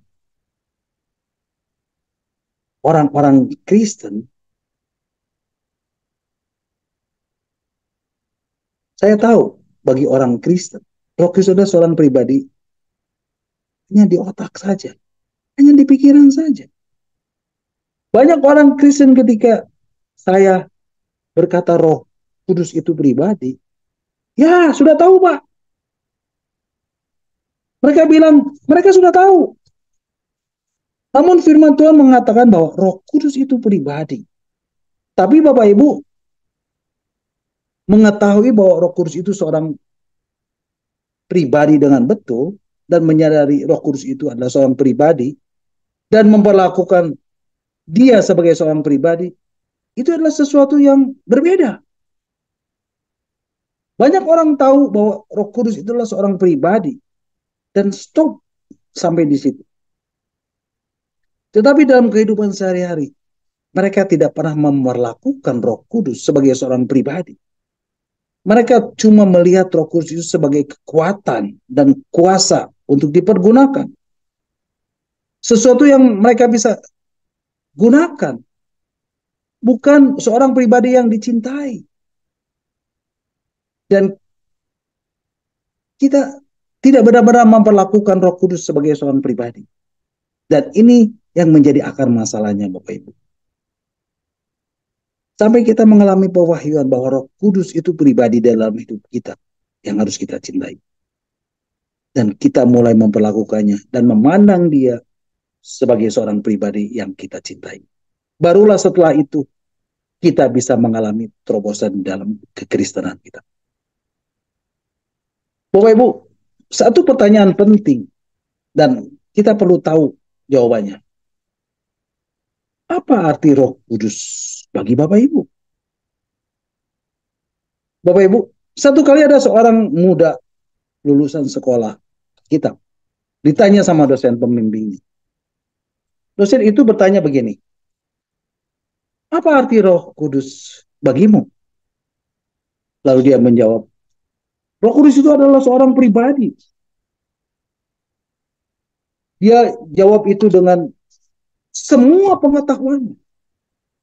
Roh Kudus itu pribadi ketiga dari Allah. Roh Kudus itu bisa sedih. Roh Kudus itu bisa begini, bisa begitu. Lalu dosennya itu ngomong, stop, stop, stop, stop, stop. Saya nggak tanya, apa itu Roh Kudus?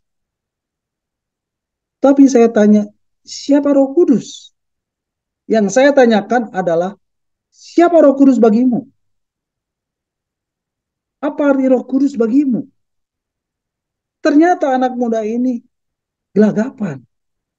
Karena dia tidak bisa menceritakan satu pun tentang Roh Kudus. Karena dia tidak punya pengalaman pribadi bersama dengan Roh Kudus. Dan dia cuma tahu tentang Roh Kudus. Dia cuma menerima doktrin tentang Roh Kudus. Tetapi ternyata dia itu tidak punya pengalaman pribadi bersama Roh Kudus. Jadi dia tidak bisa menjawab apa arti Roh Kudus baginya. Secara pribadi, dia tidak bisa menjawab siapa Roh Kudus baginya. Karena dia tidak punya pengalaman dan tidak pernah punya hubungan dengan Roh Kudus. Bapak Ibu bisa tahu tentang Roh Kudus. Tapi Bapak Ibu belum tentu mengenal Roh Kudus. Bapak Ibu tidak bisa mengenal Roh Kudus tanpa ada interaksi dua arah. Bapak Ibu, kita bisa tahu tentang Roh Kudus, tapi kita belum tentu mengenal Roh Kudus. Pertanyaan pentingnya dalam hidup kita, apa arti Roh Kudus bagi hidupmu secara pribadi? Siapa Roh Kudus bagimu? Nah, Bapak Ibu tidak akan bisa menjawabnya kalau Bapak Ibu tidak pernah paham dia. Ini bukan cuma sekedar kekuatan. Ini bukan sekedar kuasa yang dipergunakan. Bukan sekedar doktrin yang dipelajari. Dia juga bukan sekedar pribadi di dalam diri ini yang orang bisa rasakan. Tapi dia lebih dari itu. Dia adalah seorang pribadi untuk kita bisa kenali lebih mendalam lagi. Ayo Bapak Ibu. Bapak Ibu bisa mengenal Roh Kudus lebih mendalam lagi. Yang setuju katakan amin. Mari Bapak Ibu kita akan membacanya. Kita akan membaca kembali ayat yang sudah kita baca tadi. Di dalam Injil Yohanes pasal yang ke-14. Ayat yang ke-16 dan 17. Injil Yohanes pasal 14 ayat 16 dan 17 mengatakan, Aku akan minta kepada Bapa dan ia akan memberikan kepadamu seorang penolong yang lain. Bapak Ibu, kata seorang itu artinya pribadi. Dikatakan supaya apa Bapak Ibu? Supaya ia menyertai kamu selama-lamanya. Bapak Ibu, seringkali ayat ini berlalu begitu saja. Betul? Tapi Bapak Ibu, ayat ini sebenarnya sangat powerful. Dikatakan ia akan memberi kepadamu seorang penolong yang lain untuk menyertaimu selama-lamanya. Berarti ada pribadi, ada sosok pribadi yang menyertai kita selama-lamanya. Apa Bapak Ibu? Mari kita sadari ini. Dikatakan seorang penolong yang lain. Ini R-nya huruf besar, Bapak Ibu. Dan ini adalah Allah Roh Kudus. Dan ternyata itu diberikan di dalam hidup kita untuk menyertai kita. Dia adalah seorang pribadi yang nyata. Kemanapun kita pergi, dia selalu ada bersama-sama dengan kita. Jadi dia bukan sekedar kekuatan, dia bukan sekedar kuasa, tapi ini adalah pribadi yang nyata. Lalu ayat yang ke-17 berkata, yaitu roh kebenaran. Dunia tidak dapat menerima dia, sebab dunia tidak melihat dia dan tidak mengenal dia. Tetapi kamu mengenal dia, sebab ia menyertai kamu dan akan diam di dalam kamu. Bapak Ibu, sebagai orang percaya, orang Kristen, anak-anak Tuhan, murid Yesus, kita mengenal dia. Kenapa kita bisa mengenal dia? Sebab ia menyertai kamu dan akan diam di dalam kamu. Jadi kalau kita yang sudah lahir baru, sudah percaya kepada Yesus, maka Roh Kudus ada di dalam kita. Dan dia itu selalu menyertai kita. Dan selalu berserta dengan kita selama-lamanya. Itulah yang membuat kita ini bisa mengenal dia.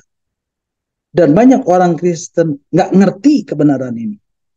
Banyak orang Kristen berpikir untuk mengalami Roh Kudus, kita harus bergantung kepada hamba-hamba Tuhan tertentu. Kita seringkali berpikir bahwa untuk bisa mengalami Roh Kudus,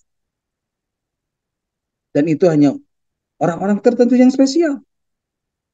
Mungkin hamba-hamba Tuhan tertentu yang spesial, yang bisa punya pengalaman bersama dengan Roh Kudus. Bahkan ada orang Kristen yang bergantung kepada hamba Tuhan tertentu.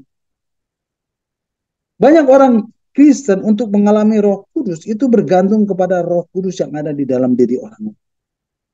Ada orang Kristen untuk bisa mengalami Roh Kudus ini bergantung sama Roh Kudus yang ada di dalam hamba Tuhan tertentu. Bapak Ibu itu nggak salah.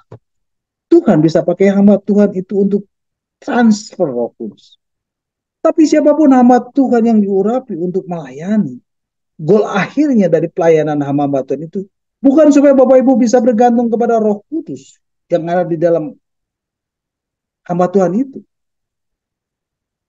Kalau semuanya bergantung kepada hamba Tuhan dan jemaat kejar-kejar hamba Tuhan, maka pelayanan hamba Tuhan itu tidak sampai pada tujuan. Tapi kalau Bapak Ibu mengalami Tuhan lewat pola pelayanan seorang hamba Tuhan, itu hanyalah apa Bapak Ibu? Itu hanyalah model. Itu hanyalah percontohan. Itulah Roh Kudus itu. Dan itu hanya perkenalan. Inilah Roh Kudus. Tapi nego akhir pelayanan dari hamba Tuhan adalah, goal akhirnya adalah supaya Bapak Ibu bisa mengenal Roh Kudus yang memang Tuhan sudah taruh di dalam diri Bapak Ibu. Yang menyertai Bapak Ibu selama-lamanya. Dan Bapak Ibu bisa mengenal pribadi Roh Kudus itu secara pribadi. Bapak Ibu, ada Roh Kudus dalam diri Bapak Ibu. Amin. Bapak Ibu, mau mengalami Roh Kudus? Bapak Ibu bisa. Pasti bisa. Kenapa bisa Bapak Ibu? Karena Roh Kudus ada di dalam diri Bapak Ibu. Dan Roh Kudus itu dia di dalam diri Bapak Ibu. Amin. Dunia memang nggak bisa mengenal dia. Karena dunia mencoba mengenal Tuhan dengan pikiran. Dengan panca inderanya. Dikatakan dunia tidak bisa mengenal dia. Karena dunia melihat dia. Karena dunia tidak melihat dia. Tetapi Bapak Ibu Saudara saya dapat mengenali. Karena Roh Kudus itu bisa kita kenali secara rohani. Bapak Ibu, ketika Roh Kudus hadir dalam hidup Bapak Ibu memang tidak bisa merasakan kehadirannya secara fisik. Tapi Bapak Ibu bisa mengenalnya secara roh. Karena Roh Kudus adalah dimateraikan Tuhan di dalam diri Bapak Ibu. Amin. Nah Bapak Ibu, Banyak orang berpikir hanya orang-orang tertentu yang bisa mengalami Roh Kudus. Dan tidak semua orang percaya bisa mengalami Roh Kudus. Kenapa? Kenapa semua orang percaya ada Roh Kudus di dalam dirinya? Tapi banyak orang berpikir untuk mengalami Roh Kudus, kita harus bergantung pada hamba Tuhan tertentu yang diurapi. Memang benar, beberapa orang bisa menjadi saluran untuk Bapak Ibu mengalami Roh Kudus. Tapi Bapak Ibu tidak boleh berhenti di situ. Bapak Ibu, itu hanya model, itu hanya perkenalan. Selanjutnya di dalam kehidupan Bapak Ibu sehari-hari, Roh Kudus itu menyertai Bapak Ibu selama-lamanya. Dan Bapak Ibu bisa mengalami pengalaman yang seru karena Roh Kudus itu diam di dalam diri Bapak Ibu. Bapak Ibu harus beranjak dewasa. Bapak Ibu tidak boleh bergantung kepada Roh Kudus yang ada di dalam diri orang lain. Karena apa Bapak Ibu? Karena Roh Kudus yang sama juga ada di dalam diri Bapak Ibu. Amin Bapak Ibu. Bapak Ibu, pertanyaannya, bagaimana Bapak Ibu bisa mengalami Roh Kudus? Bapak Ibu perhatikan. Banyak orang berpikir, Bapak Ibu tangkap kebenaran ini. Banyak orang berpikir seperti ini. Saya ingin kena Roh Kudus, saya ingin mengalami Roh Kudus, dan saya membutuhkan lebih banyak Roh Kudus di dalam diriku. Itu salah Bapak Ibu. Salah. Salah. Padahal kebenarannya Bapak Ibu, kebenarannya adalah bukan seberapa banyak Roh Kudus yang Bapak Ibu butuhkan. Tetapi sebaliknya, kebenarannya adalah seberapa banyak dari diri Bapak Ibu yang Roh Kudus miliki. Saya ulangi. Banyak orang berpikir untuk bisa mengalami Roh Kudus lebih lagi dan mengenal Roh Kudus, aku butuh Roh Kudus itu lebih banyak. Salah Bapak Ibu. Salah, salah. Karena Roh Kudus di dalam diri kita bukan ukuran. Roh Kudus itu adalah pribadi utuh Bapak Ibu. Roh Kudus itu pribadi. Dia bukan ukuran. Bapak Ibu menerima Roh Kudus itu utuh. Dia itu pribadi penuh. Jadi pertanyaannya bukan lebih banyak Roh Kudus di dalam diri Bapak Ibu yang bisa dapatkan, tapi lebih kepada seberapa banyak dari diri Bapak Ibu yang Roh Kudus miliki. Bapak Ibu, seberapa banyak Bapak Ibu membuka diri untuk dikuasai, untuk dikendalikan dan dipimpin oleh Roh Kudus. Karena seberapa banyak Bapak Ibu membuka diri untuk Roh Kudus, maka Bapak Ibu akan menerima Roh Kudus lebih banyak dari dalam diri Bapak Ibu. Artinya akan ada banyak buah-buah yang muncul di dalam hidup Bapak Ibu. Jadi Bapak Ibu, kalau Roh Kudus itu bisa mendapatkan prioritas-prioritas Bapak Ibu, Roh Kudus bisa mendapatkan lebih banyak ruang di dalam hidup Bapak Ibu. Kalau Bapak Ibu bisa melibatkan Roh Kudus di dalam semua aspek kehidupan Bapak Ibu, maka Bapak Ibu akan mengalami pengalaman-pengalaman lebih banyak lagi bersama-sama dengan Roh Kudus. Nah, banyak orang mengkotakkan Roh Kudus hanya dalam sebuah ruangan yang sempit. Roh Kudus, Roh Kudus, engkau hanya akan aku libatkan kalau aku pelayanan saja. Tapi kalau dalam rumah tangga, dalam hubungan suami istri, dalam pernikahan, dalam pekerjaan, Bapak Ibu tidak pernah melibatkan dia. Jadi Bapak Ibu hanya akan mengalami Roh Kudus itu cuma sedikit. Dan hanya dalam aspek pelayanan saja. Padahal Bapak Ibu bisa membuka ruang yang seluas-luasnya di dalam kehidupan Bapak Ibu. Bapak Ibu, banyak orang bertanya, kenapa ya dalam hidupku, aku ini kok minim sekali pengalaman dan pengenalan bersama dengan Roh Kudus? Ya, karena Bapak Ibu tidak pernah membuka hati kepada Roh Kudus. Bapak Ibu tidak pernah mengizinkan Roh Kudus mengisi kehidupan Bapak Ibu. Bapak Ibu hanya mengkotakkan dan membatasi Roh Kudus. Dan tidak pernah mengizinkan dia mengendalikan dan menguasai hidup Bapak Ibu. Bapak Ibu, mulai malam hari ini, mari Bapak Ibu, ganti pola pikir Bapak Ibu. Bukan lebih banyak Roh Kudus yang Bapak Ibu butuhkan. Karena Roh Kudus itu sudah diberikan utuh. Tapi seberapa banyak dari diri kita yang Roh Kudus miliki? Semakin Bapak Ibu membuka diri, semakin Roh Kudus mendapatkan waktu Bapak Ibu, prioritas-prioritas Bapak Ibu.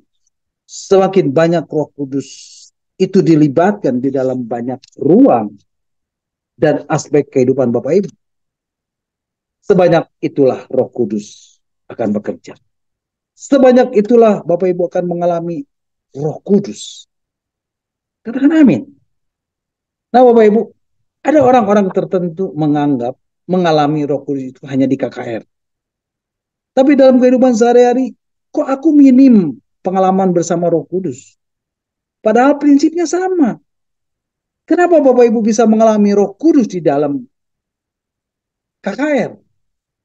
Karena Bapak Ibu membuka diri. Bapak Ibu terbuka terhadap lawatan Allah. Bapak Ibu haus dan lapar akan Roh Kudus dan kebenaran firman Tuhan. Makanya di dalam KKR, Bapak Ibu mengalami Tuhan. Nah, sebetulnya dengan prinsip yang sama Bapak Ibu bisa alami Roh Kudus dalam kehidupan sehari-hari. Prinsipnya kalau Bapak Ibu terbuka, haus dan lapar, Bapak Ibu bisa mengalami Roh Kudus juga di dalam kehidupan Bapak Ibu. Sehari-hari di rumah, di dalam pekerjaan, dalam apapun, dalam berbagai aspek kehidupan Bapak Ibu. Bapak Ibu bisa alami Roh Kudus. Amin. Prinsip yang sama Bapak Ibu. Kita harus membuka diri terhadap. Nah Bapak Ibu, untuk Bapak Ibu bisa mengenal Dia, untuk Bapak Ibu bisa dan bukan cuma tahu tapi mengenal Dia, Bapak Ibu butuh yang namanya inisiatif untuk berinteraksi dengan Dia. Bapak Ibu, kenapa ada banyak orang Kristen tidak mengenal Roh Kudus? Karena tidak pernah punya inisiatif untuk berinteraksi dengan Roh Kudus.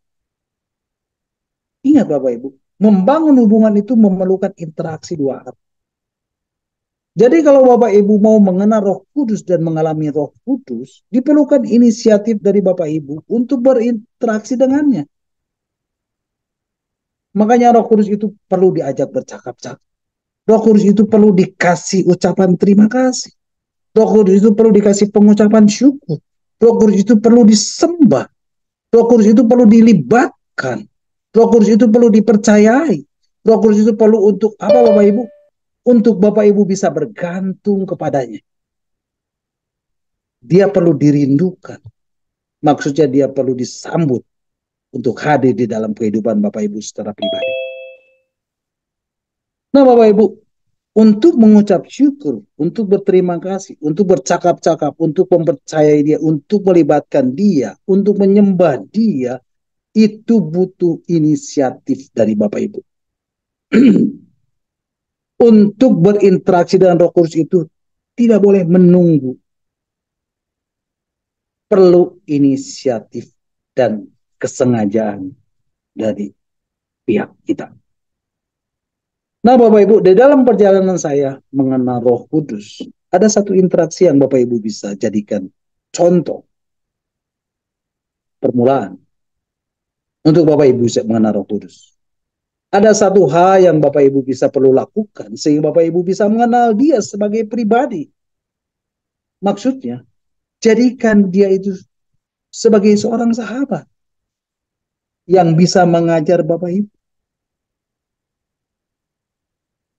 Sekali lagi saya katakan, jadikan dia itu seorang sahabat yang bisa mengajar Bapak Ibu. Mana ayatnya Pak? Mari Bapak Ibu kita akan membacanya. Di dalam Injil Yohanes pasal 16 ayat 12 dan 13. Bapak Ibu perhatikan. Ini Yesus yang berkata kepada murid-muridnya. Injil Yohanes pasal 16 ayat 12 dan 13. Demikianlah firman Tuhan mengatakan. Masih banyak hal yang harus kukatakan kepadamu. Tetapi sekarang kamu belum dapat menanggungnya. Jadi Bapak Ibu, Yesus sebenarnya mau mengatakan banyak hal yang penting kepada murid-muridnya. Tapi Yesus tahu bahwa murid-muridnya pasti belum bisa memahaminya. Lalu apa solusinya Pak? Ini solusinya. Ayat yang ke-13. Tetapi apabila ia datang, yaitu roh kebenaran, ia akan memimpin kamu ke dalam seluruh kebenaran. Sebab ia tidak akan berkata-kata dalam dirinya sendiri. Tetapi segala sesuatu yang didengarnya, itulah yang akan dikatakannya. Dan ia akan memberitakan kepadamu hal-hal yang akan datang. Bapak Ibu perhatikan, Yesus sebenarnya mau mengatakan banyak hal yang penting kepada murid-muridnya. Tapi Yesus tahu bahwa murid-muridnya pasti belum bisa untuk memahaminya. Dan Yesus memberikan solusinya. Tapi jangan kamu khawatir. Kalau Roh Kudus datang, dia adalah roh kebenaran. Dia akan memimpin kamu kepada seluruh kebenaran. Dan dia akan meneruskan apa yang aku katakan kepadamu. Apa yang aku katakan, dia akan katakan. Apa yang dia dengar daripadaku, dia akan mengatakannya kepadamu. Bahkan hal-hal yang akan datang, dia pun akan mengatakannya. Jadi ternyata solusinya adalah Tuhan Yesus memberikan Roh Kudus, dan Roh Kudus itulah yang akan sanggup memimpin kita. Dia akan mengajari kita sesuai dengan tingkat pengertian kita. Injil Yohanes pasal 14 ayat 26 mengatakan, mari Bapak Ibu kita akan membacanya. Injil Yohanes pasal 14 ayat 26 mengatakan, tetapi penghibur yaitu Roh Kudus yang akan diutus oleh Bapa dalam namaku, dialah yang akan mengajarkan segala sesuatu kepadamu. Bapak Ibu perhatikan, dialah yang akan mengajarkan segala sesuatu. Jadi Roh Kudus itu akan mengajarkan segala sesuatu. Dan dikatakan apa Bapak Ibu? Dan akan mengingatkan kamu akan semua yang telah kukatakan kepadamu. Nah Bapak Ibu, kalau Bapak Ibu ingin mengenal Roh Kudus, satu interaksi yang harus Bapak Ibu lakukan adalah Bapak Ibu harus membiasakan diri Bapak Ibu. Bukan hanya sekedar membaca Alkitab, tapi merenungkan dan bertanya kepada Roh Kudus. Kenapa? Karena dengan merenungkan dan bertanya, itu bukti bahwa hatimu haus dan lapar untuk diajar. Nah Bapak Ibu, banyak orang hanya beribadah 1 minggu. 1 kali. Dan tidak pernah membaca Alkitab secara pribadi. Dan kalaupun membaca cuma sekedar baca. Tidak pernah merenungkan dan tidak pernah bertanya kepada Roh Kudus. Nah, momen-momen pertama saya dengan Roh Kudus. Ketika saya banyak merenungkan firman Tuhan. Dan banyak tanya sama Roh Kudus. Dan Roh Kudus itu dia yang akan mengajar kita sesuai dengan tingkat pengertian kita. Bapak Ibu, kalau Bapak Ibu ingin berinteraksi dan mengenal Roh Kudus, Roh Kudus itu sering berinteraksi dengan kita. Ketika kita rajin merenungkan dan bertanya kepada Roh Kudus. Coba praktekkan Bapak Ibu. Jangan sekedar mengandalkan khotbah pada saat ibadah. Tapi renungkanlah dan bertanyalah kepada Roh Kudus saat-saat Bapak Ibu memiliki saat teduh. Bapak Ibu, orang yang sering bertanya kepada Roh Kudus, sering merenungkan firman Tuhan, maka orang itu akan mendapat banyak pewahyuan dan banyak rema. Jadi bukan hanya logos yang Bapak Ibu bisa terima, tetapi Bapak Ibu juga akan menerima pewahyuan dan rema. Amin. Bapak Ibu, seringkali Roh Kudus berbicara kepada Bapak Ibu di dalam situasi melalui satu ayat firman Tuhan. Dan Roh Kudus itu bisa memberi pengertian untuk situasi yang Bapak Ibu alami. Dan Bapak Ibu bisa dikasih hikmat pengertian sebegitu rupa. Dan Bapak Ibu bisa menyadari ada jawaban atas persoalan hidup yang Bapak Ibu sedang alami, yang sedang Bapak Ibu hadapi. Dan itu Roh Kudus yang berbicara.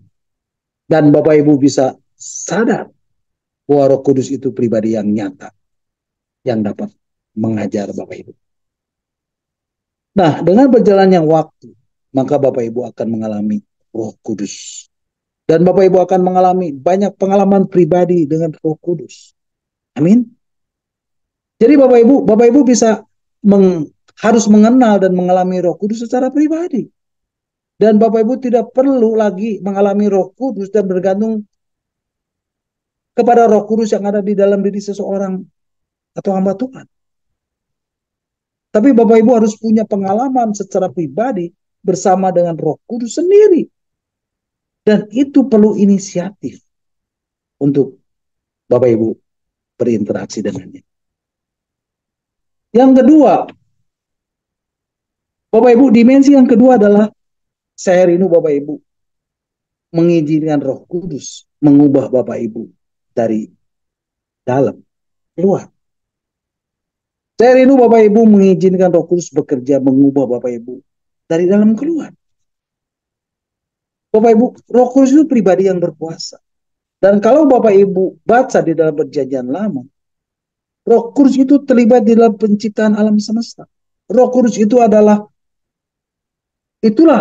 Roh Kudus itulah yang memberikan kehidupan. Segumpal tanah yang bisa menjadi makhluk hidup yang namanya manusia. Dan Roh Kudus terlibat di dalam. Bapak Ibu, Roh Kudus itu juga yang membuat Maria yang masih perawan itu menjadi hamil dan mengandung Roh Kudus. Dan mengandung. Roh Kudus bisa memampukan Yesus menyembuhkan orang sakit, mengusir setan, membangkitkan orang mati, meredakan badai. Bahkan pada waktu Yesus mati, Roh Kuduslah yang membangkitkan Yesus dari kematian. Jadi pribadi Roh Kudus ini adalah pribadi yang luar biasa. Dan kita ini adalah bait Roh Kudus. Dan Roh Kudus itu diutus Tuhan untuk diam di dalam kita selama-lamanya. Diam di dalam kita, menyertai kita selama-lamanya. Menjadi pribadi yang dinamis, yang penuh dengan kuasa. Dan itu ada di dalam kita. Oleh sebab itu, sudah seharusnya lah kalau Roh Kudus itu diam di dalam kita. Seharusnya lah hidup kita ini berbeda. Seharusnya Roh Kudus itu bisa membuat perbedaan sebelum dan sesudah. Sebelum kita punya Roh Kudus dan sesudah kita punya Roh Kudus. Harus ada perbedaan mencolok. Bapak Ibu, sayang sekali pada kenyataannya. Kenapa pada kenyataannya? Ada banyak orang Kristen sudah lahir baru, sudah diselamatkan, sudah lahir baru, tapi kenapa hidupnya tidak menunjukkan perbedaan? Karena kebenarannya, tidak semua anak Tuhan, tidak semua orang Kristen itu hidup di dalam taraf yang sama. Ada orang Kristen yang hidup penuh dengan sukacita. Sementara kita lihat orang-orang Kristen yang hidup di dalam beban dan tekanan. Ada orang Kristen yang mukanya berseri-seri memancarkan kehidupan. Sementara kita melihat ada orang Kristen yang hidupnya loyo, yang berbeban berat. Nah Bapak Ibu, kita mulai dengan hidup. Dengan orang Kristen yang penuh dengan kemenangan. Ada kemuliaan kemenangan. Sementara kita melihat ada orang Kristen yang hidup di bawah bayang-bayang kekalahan. Tidak bisa kalahkan dosa. Tidak bisa kalahkan daging. Tidak bisa kalahkan pencobaan. Hidup di bawah kekalahan terus. Dan terus jatuh bangun dalam dosa. Kita melihat ada orang Kristen tertentu yang mengalami pertumbuhan yang besar. Sementara kita melihat ada sedikit orang Kristen yang sudah lahir baru, tapi stagnasi dan mandek rohaninya. Kita melihat ada orang Kristen tertentu hidupnya murah hati. Dan bahkan bisa mensupport dan bahkan berkorban untuk pekerjaan Tuhan. Di sisi lain kita melihat orang Kristen yang dibelenggu dengan egoisme. Mereka berat untuk memberi. Mereka menjadi orang Kristen yang egois, yang tidak pernah berpikir untuk pekerjaan Tuhan. Jadi dari sini kita bisa melihat bahwa ternyata ada orang-orang Kristen yang hidup di dalam taraf yang berbeda. Nah, Bapak Ibu, Paulus menggambarkan ada 3 kriteria manusia. Ada 3 taraf kehidupan. Yang pertama, Bapak Ibu, namanya manusia berdosa atau nature man. Jadi, siapa nature man ini? Yang pertama, namanya manusia berdosa atau nature man.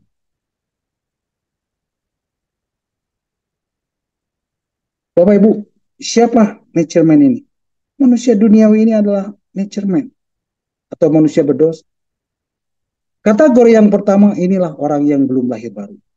Orang yang belum menerima keselamatan. Dan mereka yang belum memperoleh Roh Kudus. Atau belum ada Roh Kudus di dalam hidup. Karena mereka belum percaya. Belum diselamatkan dan belum lahir baru. Ciri-cirinya apa? Ciri-cirinya orang-orang seperti ini tidak punya minat kepada hal-hal rohani. Bahkan mereka sekalipun mereka pandai, mereka itu idenya cemerlang.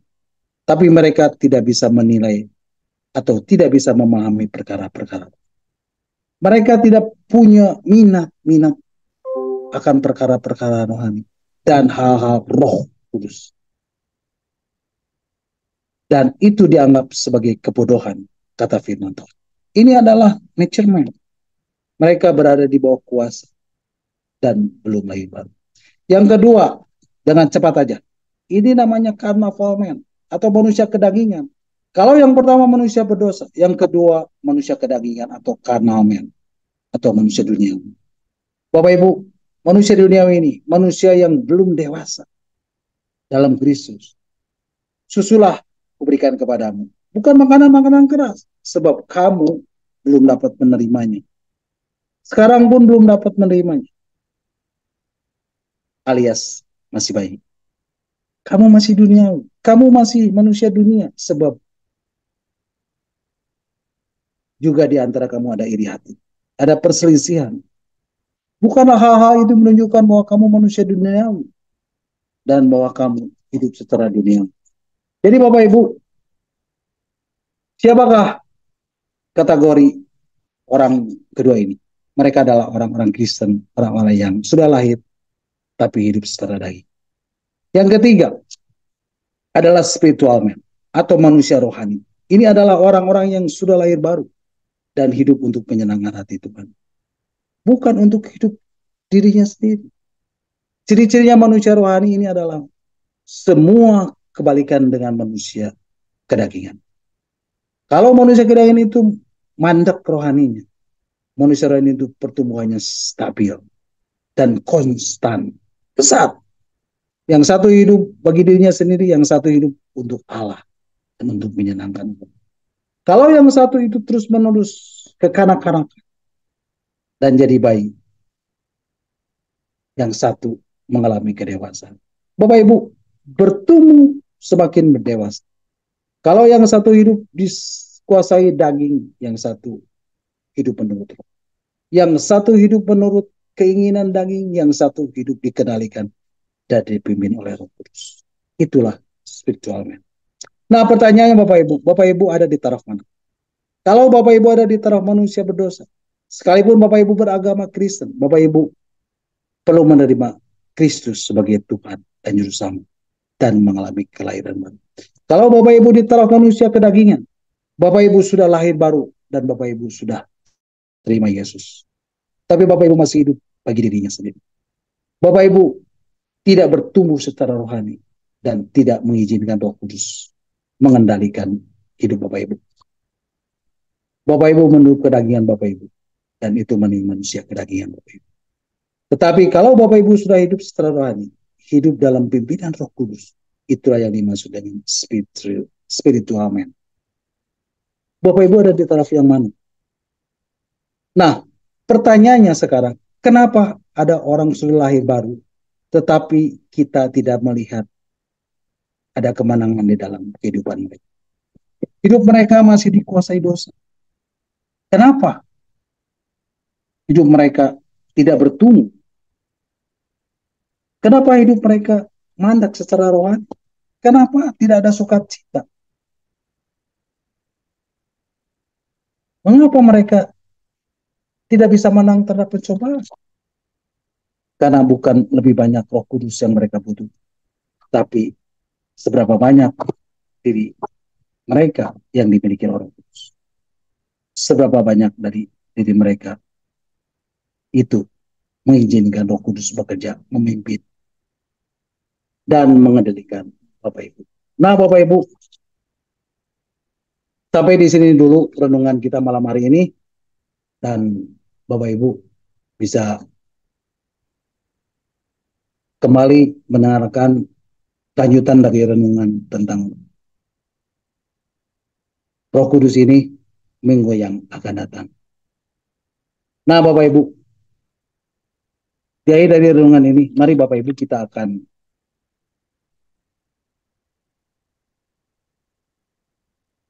mendengarkan satu pujian yang akan saya naikkan. Satu pujian yang sangat memberkati saya. Dan saya percaya pujian ini juga akan memberkati Bapak Ibu, saudara semuanya. Mari Bapak Ibu kita angkat satu pujian bersama-sama. Roh yang hidup, penuhi hidupku.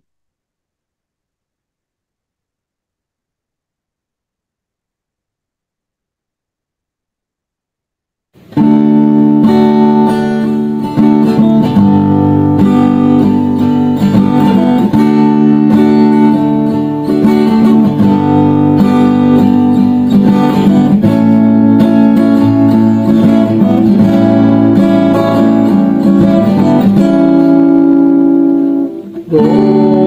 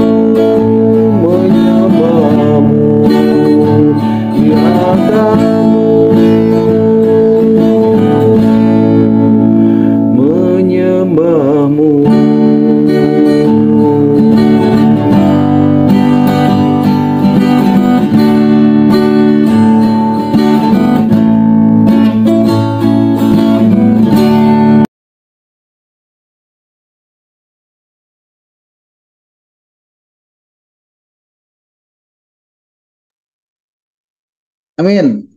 Haleluya. Terpujilah Tuhan. Bapak Ibu, sampai di sini dulu renungan kita malam hari ini.